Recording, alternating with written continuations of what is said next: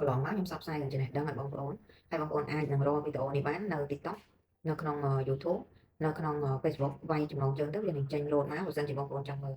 ក៏ប៉ុន្តែបងប្អូនមួយចំនួនគឺគាត់តម្លាក់សំណួរនៅក្នុង message មិនថា TikTok មិនថា Facebook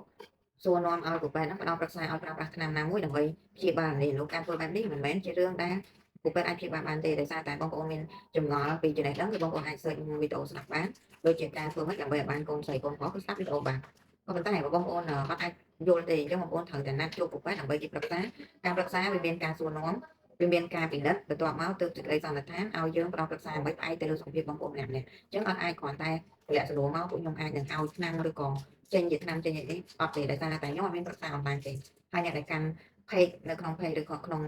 account មួយចំនួនគឺជា admin ទេអ្នកខ្លះនៅពេលដែលខ្ញុំនិយាយពីរឿង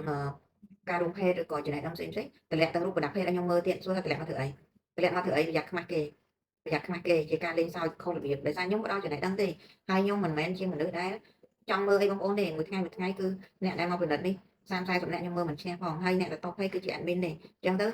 មិនមែនជាខ្ញុំទេហើយបើសិនជាបងប្អូនមានការណាត់បងប្អូនអាចតម្លាក់សួរតែមិនបានន័យថាយើងត្រូវថតប្រដាប់ភេទយើងមកឲ្យគ្រូពេទ្យមើលឬក៏ជាការចង់លេងសើចដោយសារតែគេផ្ដល់ចំណេះដឹងឲ្យយើងជាមនុស្សដែលមានបញ្ហាណាមួយគឺកុំធ្វើអញ្ចឹងដោយសារខ្ញុំក៏ប្រាប់ថាអ្នកកាន់ភេទអ្នកកាន់អីមិនមែនជាខ្ញុំទេមិនមែនតម្លាក់ឲ្យខ្ញុំមើលទេហើយគាត់គ្រាន់តែផ្ដល់យោបល់ក្នុងការដែលមកពិនិត្យសុខភាព ឬក៏ត្រូវធ្វើម៉េចទេហើយបើមានចម្ងល់ផ្សេងៗគឺជួបគ្រូពេទ្យទើបគេផ្ដល់ប្រឹក្សាគេព្យាបាលបានមិនមែនជាការទម្លាក់ឲ្យមកព្យាបាលនៅក្នុង page ហ្នឹងតាមរយៈ Messenger ក៏អត់មានអញ្ចឹងដែរបងប្អូនអរគុណ